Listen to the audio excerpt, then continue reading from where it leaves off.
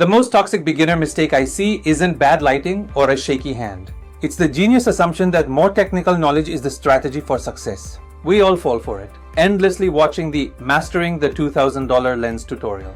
A client once told me their new product photos looked technically perfect, but still felt flat. They had studied the playbook. They knew the rule of thirds, the ideal f-stop, the perfect flash angle.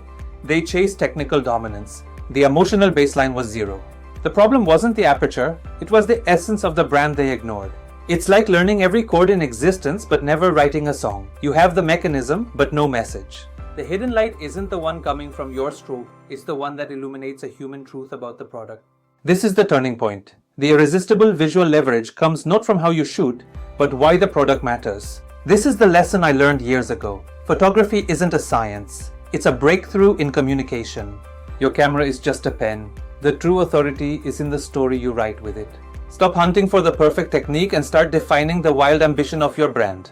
The quiet truth is, the market doesn't pay for good photos. It pays for the frictionless feeling of being understood. If the strategy is merely technical perfection, are we building an ecosystem of craft or just a beautiful empty museum?